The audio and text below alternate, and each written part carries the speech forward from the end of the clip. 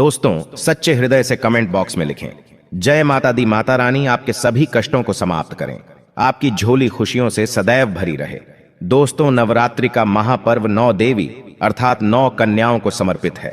कन्या पूजन करने से हमारी समस्त पीड़ा दूर होती है, दुख दर्द दूर होते हैं, हर कष्ट दूर होते हैं, गृह क्लेश हमारे जीवन से हमेशा के लिए दूर हो जाते हैं। यहाँ तक कि पितृदोष, राहु दोष, मंगल दोष, काल सर्प दोष, मात्र कन्या पूजन से शनि से पीड़ित व्यक्ति को राहत मिलती है, सुकून मिलता है, घर में खुशियां आती हैं तथा अकाल मृत्यु घर में कभी नहीं होती। दोस्तों, आपको बता दें, इस बार माता रानी हाथी की सवारी पर पृथ्वीलोक पर आ चुकी हैं और भक्तों के कष्टों को दूर करेंगी। जब जब माता रानी हाथी पर सवार होकर आती है, तब तब धरती पर फूल खिलते हैं और वर्षा होती है तथा हरियाली की उत्पत्ति होती है और जीवन सुगम हो जाता है।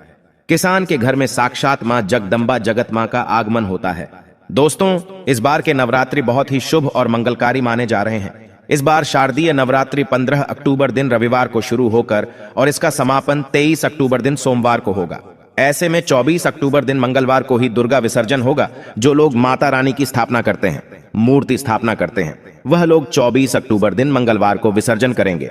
दोस्तों, नवरात्रि की अष्टमी और नवमी तिथि पर कन्या पूजन का विधान है। इस बार महाअष्टमी तिथि 22 अक्टूबर 2023 यानी कि इस दिन रविवार है और नवमी तिथि 23 अक्टूबर 2023 दिन सोमवार को है। ऐसे में आप अष्टमी और नवमी को इन दोनों तिथियां में कन्या पूजन अवश्य ही करें। कन्याओं को भोजन अवश्य खिलाएं। शास्त्रों में 9 दिनों के नवरात्रि को बहुत ही शुभ और मंगलकारी माना जाता है और वहीं 8 दिनों के नवरात्रि को अच्छा नहीं माना जाता। ऐसे में 10 दिनों के नवरात्रि बहुत ही शुभ माने गए हैं। शास्त्रों के अनुसार नवरात्रि के दिनों में माता रानी का पूजन करने से, कन्या पूजन करने से मां अभय वरदान प्रदान करती हैं। कुंडली में जो कष्ट होते हैं उन्हें ठीक कर देती है। श्रीधर की तरह ही सच्चे हृदय वाले व्यक्ति के सभी कष्टों का निवारण मां शीघ्र ही करती है। मां की उपासना से विनम्रता का विकास होता है। सभी कष्ट, दरिद्रता, दुख, कष्ट नष्ट हो जाते हैं। नवरात्रि में माता रानी का व्रत और पूजन किया जाता है, लेकिन नवरात्रि के दौरान सबसे ज्यादा महत्व होता है कन्या पूजन का। दोस्तों, कन्या रानी जो होती हैं, फूल की पंखुड़ियों की तरह नाजुक होती हैं। कन्या पूजन सर्वोप्रिय है, श्रेष्ठ है। कन्या के रूप में स्वयं जगदम्बा देवी, माता वैष्णो, 9 देवियां अर्थात समस्त ब्रह्मांड इनके शरीर के कण कण में वास करते हैं। बहुत कम लोग जानते हैं 33 कोटि देवी देवताओं का वास होता है। कन्याओं के मस्तक पर कन्या चाहें छोटी हो चाहें बड़ी हो, वह सदैव पूजनीय है, मां के समान मानी जाती है। दोस्तों, माना जाता है व्रत और उपासना से माता रानी इतना प्रसन्न नहीं होती है जितना कि कन्या पूजन से होती है। नवरात्रि में छोटी छोटी कन्याओं को माता रानी का स्वरूप माना जाता है। कन्याओं को भोग लगाया जाता है, उन्हें प्रसन्न किया जाता है और बदले में आशीर्वाद मांगा जाता है। कन्याओं को प्रसन्न करने के लिए गिफ्ट आदि उपहार वगैरह दिए जाते हैं। माना जाता है अगर कन्याओं को कोई भेंट दी जाए और वो उसे खुशी खुशी स्वीकार कर ले, तो इसका मतलब है माता रानी अर्थात माता वैष्णो ने वो भेंट स्वीकार कर ली। जिन पर कन्याएं प्रसन्न होती हैं, तो समझो उन्हें माता रानी का आशीर्वाद मिल गया और माता रानी की कृपा से उन्हें मुंह मांगा वरदान प्राप्त होता है। कन्या पूजन कोई मामूली पूजन नहीं होता। समस्त ब्रह्मांड में जो पूजा होती है, उनसे बढ़कर कन्या पूजन को माना जाता है। 10 बार गंगा स्नान करने से और 100 बार यज्ञ करने से तथा 1000 बार यात्रा करने से जो पुण्य मिलता है, वह मात्र 1 बार कन्या पूजन करने से करोड़ों गुना भक्त को मिल जाता है, प्राप्त हो जाता है। दोस्तों, इसीलिए कहा जाता है कि कन्याओं को सताना नहीं चाहिए, इससे समस्त ब्रह्मांड हिल जाता है। कन्याओं की जितनी सेवा की जाए कम ही होती है। कन्याएं कोई मामूली नहीं होती। कन्या के रूप में स्वयं उनके मस्तक पर विराजमान होकर स्वयं देवी चलकर आपके घर तक आती हैं। नवरात्रि में 2 साल से लेकर 10 साल तक की कन्या का पूजन होना चाहिए। अष्टमी अथवा नवमी को कन्याओं के पैर धोकर भोजन कराना, उपहार आदि देना श्रेष्ठ माना जाता है, दुर्लभ माना जाता है। ऐसा मौका कभी हाथों से नहीं जाने देना चाहिए। इस दिन जितना ज्यादा हो सके कन्याओं को हाथ पकड़कर, पैर पकड़कर अपने घर तक लेकर आएं। दोस्तों, वीडियो में आगे बढ़ने से पहले आप अपनी राशि भी कमेंट बॉक्स में जरूर डाल दीजिएगा। यदि हमारे पास कोई उपाय होगा तो वह आकर हम आपके कमेंट के रिप्लाई में बता देंगे। कोई भी राशि के अनुसार अगर उपाय करता है तो माता वैष्णो बड़ी प्रसन्न होती है और ऐश्वर्य धन प्रदान करती है, मालामाल बना देती हैं। इसीलिए राशि कमेंट में जरूर छोड़ें और हाँ, माता को एक लाइक जरूर करें। लाइक करने में कंजूसी ना करें। दोस्तों, कैसे करें? कन्याओं का स्वागत। कन्या जब आपके घर आए तब सभी के पैरों को दूध और पानी से उनके पैरों को धुलाना चाहिए। खासकर मर्दों को कन्याओं के पर आवश्यक धोने चाहिए, इससे मैया वैष्णो प्रसन्न होती हैं। दोस्तों, फिर उसके बाद कन्याओं को किसी साफ जगह पर जमीन पर कपड़ा बिछाकर बैठाना चाहिए। उनके माथे पर अक्षत, फूल और कुमकुम लगाना चाहिए। फिर उसके बाद भोजन ग्रहण करवाना चाहिए। लेकिन हमेशा याद रहे, कन्याओं की थाली में 3 पूरियां कभी ना रखें।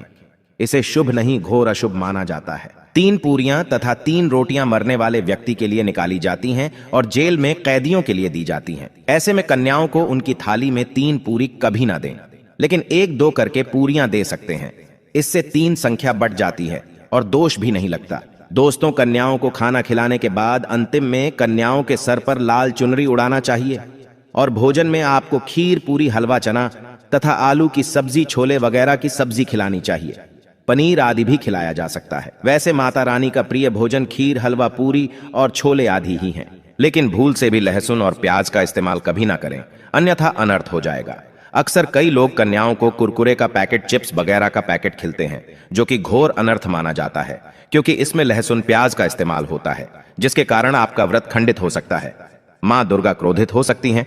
जहां आपने 9 दिनों तक लहसुन प्याज का परहेज किया, लेकिन आपकी एक गलती पूरे व्रत को खंडित कर सकती है। इतना भी नादान नहीं बनना चाहिए कि माता रानी रूष्ट हो जाए और कन्याओं को भी अशुद्ध होना पड़े। कन्याओं को डब्बा बंद कोई भी ऐसी चीज ना खिलाएं जिसमें लहसुन प्याज होता है। कई चीज तो ऐसी होती है मार्केट में जिसके अंदर लहसुन प्याज का इस्तेमाल होता है। ऐसा आप कभी मत करना। दोस्तों, कई लोग कन्या पूजन में खाना घर पर नहीं बनाते और मार्केट से रेडीमेड लाकर ही खिलाते हैं तथा दही जलेबी खिलाते हैं, जो कि शुभ नहीं माना जाता। दोस्तों, ऐसा खाना वो लोग खिलाते हैं जिनके घर में मान लीजिए कोई दुर्घटना आदि हो गई है या घर में कोई बीमार है या कोई मुसीबत है, तब वो ऐसा करते हैं। लेकिन अगर आप स्वस्थ हैं, आपको कोई पीड़ा नहीं है, तो ऐसा भूलकर भी नहीं करना चाहिए। माता रानी दही जलेबी नहीं, आपके हाथों का बना भोजन खाना चाहती है, आपका प्यार चाहती है। फिर चाहे आप घर में एक ही पूरी क्यों ना बनाएं माता के लिए, पर आप स्वयं ही अपने हाथों से माता रानी को भोजन खिलाएं। देखिए, भले ही आप दही जलेबी खिला सकते हैं, परंतु माता को घर का बना हुआ शुद्ध भोजन ही अति प्रिय है। खासकर नवरात्रों के दौरान घर में पक्का खाना अवश्य बनाना चाहिए। माता रानी बहुत प्रसन्न होती है। घर का बना पक्का खाना ही कन्याओं को खिलाना चाहिए। हमेशा याद रखें, कन्याओं को प्लास्टिक के बने दोने में खाना नहीं खिलाना चाहिए। ऐसे बर्तन पूजा पाठ के लिए शुभ नहीं अशुभ होते हैं, क्योंकि प्लास्टिक के ज्यादातर बर्तन जो होते हैं जानवरों की हड्डियों द्वारा बनाए जाते हैं, इसीलिए ऐसा पाप मत करना। कन्याओं को हमेशा स्टील के बर्तन या पत्तों से बने बर्तनों में ही भोजन कराना चाहिए, बहुत ही शुभ माना गया है। अगर पेड़ के पत्ते में भोजन कराते हैं तो माता अभय वरदान प्रदान करती है। दोस्तों, एक और बात हम आपको बताने वाले हैं कि यदि नवरात्रों के समाप्त होने के बाद यदि बीच में कन्या पूजन में शुक्रवार का दिन पड़ जाए तो कन्याओं को कोई भी खट्टी चीज नहीं खिलाना चाहिए, क्योंकि शुक्रवार का दिन माता संतोषी को समर्पित होता है और माता संतोषी नवरात्रों के दिनों में सक्रिय अवस्था में होती है, यानी वो भी 9 देवियों के साथ में आपके घर में आती हैं। इसीलिए कन्याओं को भूलकर भी शुक्रवार का दिन अगर पड़ जाए तो खट्टी चीज घर में नहीं बनाना चाहिए और कन्याओं को भी खट्टी चीज नहीं खिलाना चाहिए। घोर पाप लगेगा, आपका किया कराया सब बर्बाद हो सकता है। खट्टी चीजों से माता संतोषी रूष्ट हो सकती हैं, चिढ़ सकती हैं, आपको श्राप दे सकती हैं, इसीलिए नादान ना बने। दोस्तों, भोजन कराने के बाद कन्याओं की थाली में एक लौंग जरूर रखना चाहिए, क्योंकि लौंग देवी शक्ति तथा दुर्गा मां को बहुत प्रिय है। लौंग माता शक्ति का प्रतीक होती है। लौंग में नव दुर्गा का वास होता है। इन 9 दिनों में माता रानी को लौंग का भोग ही लगाया जाता है, तो खाना खाने के बाद कन्याओं को लौंग अवश्य अर्पित करें। माता रानी को अमृत से बढ़कर लौंग प्रिय है, इसीलिए कन्याओं को थाली में चुपचाप एक लौंग जरूर रख दें, आपका भाग्य चमक जाएगा। माता लक्ष्मी आपके जीवन में धन की कोई भी कमी नहीं होने देंगी। दोस्तों, आपको बता दें, कन्याओं को उपहार में क्या दें। कन्याओं को खुश करने के लिए उनकी थाली में दक्षिणा डालें, ताकि आपके घर में संपन्नता बनी रहे तथा धन की कोई भी कमी ना हो। कन्या जब आपके घर से खुशी खुशी धन लेकर जाती है तो वह भी आपको खुशी खुशी कई गुना आपको धन प्रदान करती है। इस समय कंजूसी मत करना, खुशी खुशी कन्याओं को धन अवश्य देना। कन्याओं को कोई सुंदर गिफ्ट दे सकते हैं। शास्त्रों में बताया जाता है कि कन्या जितना खुश होती है, माता रानी उतना ही जल्द फल की प्राप्ति प्रदान करती है। ऐसे में आप कन्याओं को चॉकलेट बॉक्स दे सकते हैं तथा खूबसूरत कपड़े दे सकते हैं।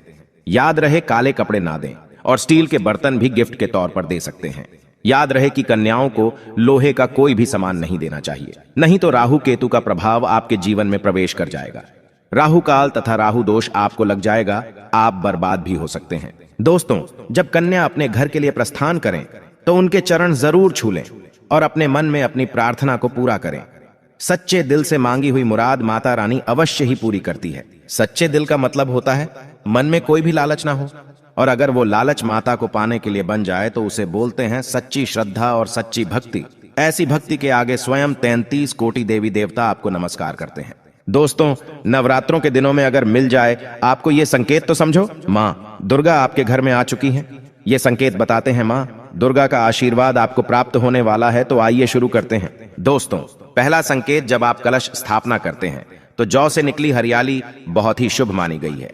कहा जाता है कि जौ से निकली हरियाली हमारे भविष्य में होने वाले अच्छे और बुरे होने का संकेत देती है।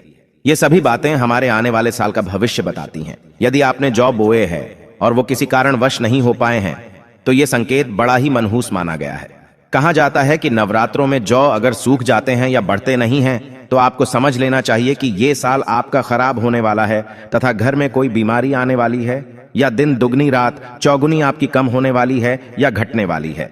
दोस्तों, ये धन हानि का संकेत माना गया है, क्योंकि आपने कोई ना कोई गलती ऐसी कर दी होगी जिसके कारण माता रानी नाराज हो गई हैं। इसीलिए माता से आप क्षमा अवश्य मांग ले।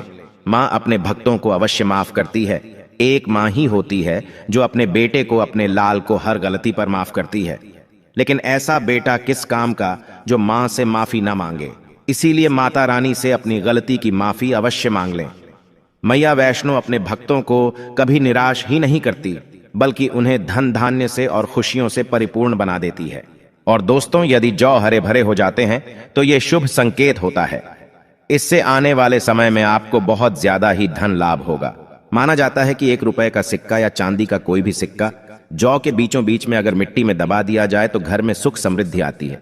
माता लक्ष्मी दौड़ी दौड़ी चली आती है। जौ के अंदर हमेशा 1 रुपए का सिक्का अवश्य डालना चाहिए। जौ को खाली नहीं रखना चाहिए, उसमें धन वगैरह अवश्य डालना चाहिए। इससे माता का आशीर्वाद सदैव परिवार पर बना रहता है और जीवन में कोई भी संकट नहीं आता। खाली जौ मतलब धन भी खाली, खुशियां भी खाली ही मिलेंगी। दोस्तों, नंबर 2, यदि आपकी नींद नवरात्रों के दौरान सुबह 4 बजे के आसपास खुलती है तो इसे बड़ा ही शुभ संकेत माना जाता है, क्योंकि ये समय ब्रह्म मुहूर्त कहलाता है। इस समय देवी शक्ति अपने सच्चे भक्तों को ही जागती है। इस समय उठाना मतलब माता की कृपा प्राप्त करने के बराबर माना गया है। ये संकेत बताते हैं कि माता की सच्ची भक्ति का प्रभाव आपके ऊपर हो चुका है और माता रानी आपको जल्दी ही कोई खुशखबरी देने वाली है। माँ आपकी सच्ची भक्ति से बहुत खुश हैं। दोस्तों, नंबर 3, यदि नवरात्रि में आपका मन प्रसन्न होने लगे, पूजा पाठ में आपका मन लगने लगे, पूजा करते समय मन का शांत होना यह दर्शाता है कि आपको बहुत जल्द मां की कृपा प्राप्त होने वाली है। माता रानी आपकी भक्ति से बहुत खुश हैं। आपकी भक्ति माता रानी को आनंद दे रही है। ऐसे व्यक्ति को समझ जाना चाहिए कि उसके जीवन में अब अच्छा समय आने वाला है। दोस्तों, नंबर 4, नवरात्रों के दौरान अगर मां के गले से फूल गिर जाए तथा जौ के हरे भरे पत्ते अगर बिन हवा के हिल जाएं तो इसे अति उत्तम माना गया है। यह संकेत बताता है कि माता रानी का आगमन आपके घर में अस्थायी रूप से हो चुका है। आपको माता लक्ष्मी की कृपा प्राप्त होने वाली है। ये संकेत कुछ खास लोगों को ही दिखाई देते हैं। माना जाता है कि पूजा करते समय अगर धुआं अधिक बढ़ जाए तो इससे यह पता चलता है कि आपके घर से गरीबी हमेशा हमेशा के लिए जाने वाली है। भूत प्रेत आत्माएं अब आपके घर से हमेशा के लिए जाने वाले हैं। पूजा करते समय धुएं का अधिक होना बहुत ही शुभ और मंगलकारी माना गया है। ये संकेत भविष्य में अच्छे परिणाम को दर्शाते हैं। दोस्तों, नंबर 5, द्वार पर गाय का आना। वेदों में बताया जाता है कि नवरात्रि के दौरान गाय माता का घर में आना बड़ा ही शुभ संकेत माना गया है। नवरात्रि में द्वार पर गाय का आना अत्यंत शुभ है। यदि आपके भी द्वार पर गाय आती है तो गाय के माथे पर कुमकुम लगाना ना भूले तथा गाय को रोटी जरूर खिलाएं। इससे मां दुर्गा अत्यंत प्रसन्न होंगी और आपकी झोली खुशियों से भर देंगी। द्वार पर गाय का बार बार आना भी जीवन में आने वाले अच्छे संकेतों की ओर इशारा करता है। दोस्तों, नंबर 6, सपने में शेर का दिखाई देना। अगर आपके सपनों में मां दुर्गा दिखाई देती है, अर्थात कोई भी देवी अगर आपके सपनों में दिखाई देती है तो बड़ा ही शुभ माना गया है। नवरात्रों के पावन अवसर पर माता के दर्शन किसी खास भक्तों को ही होते हैं। ये सपने कभी किसी को शेयर मत करना। यदि माता की सवारी तथा शेर रात्रि में सपने में बार बार दिखाई देता है तो मां दुर्गा आपसे प्रसन्न है। ये संकेत बताते हैं कि जल्द ही आपकी कोई मनोकामना अवश्य पूर्ण होगी और आपके शत्रुओं का नाश हो जाएगा। शत्रु आपके नाम से ही थर-थर कांपने लगेगा। मां दुर्गा का वाहन शेर है, इसीलिए नवरात्रि में शेर का दिखाई देना अत्यंत शुभ संकेत होता है। दोस्तों, नंबर 7, यदि कोई छोटी कन्या आपको सुबह सुबह लाल वस्त्र धारण किए हुए दिखाई देती है तो आपने साक्षात मां दुर्गा के दर्शन किए हैं। यदि नवरात्रों में सबसे पहले आपके घर में कन्याओं का आगमन हो जाए तो समझो आपको दुनिया की कोई भी शक्ति, ब्रह्मांड की कोई भी शक्ति आपको करोड़पति होने से नहीं रोक सकती। आपके जीवन में, आपके घर में माता लक्ष्मी का आगमन होने वाला है। आप दिन दुगनी रात चौगुनी तरक्की करेंगे। अब आप खुशियां मनाइए और मिठाइयां बांटें।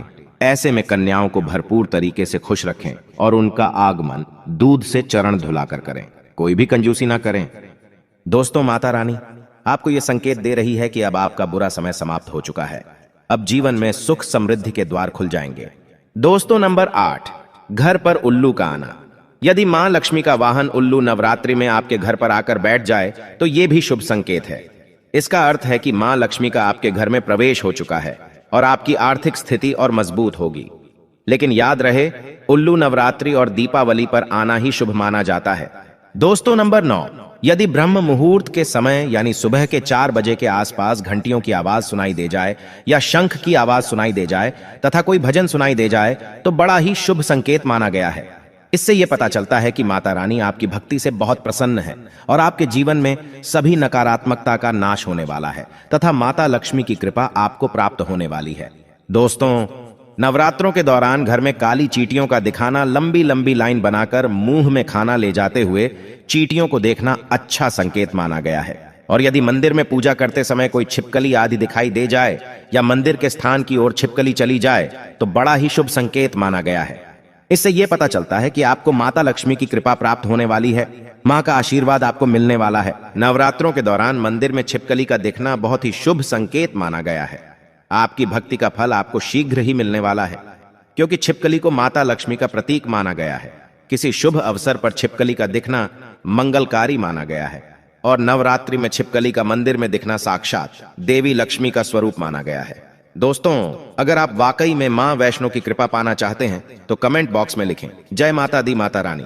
आपकी झोली खुशियों से भर दें। मां वैष्णो के लिए एक लाइक तो बनता है।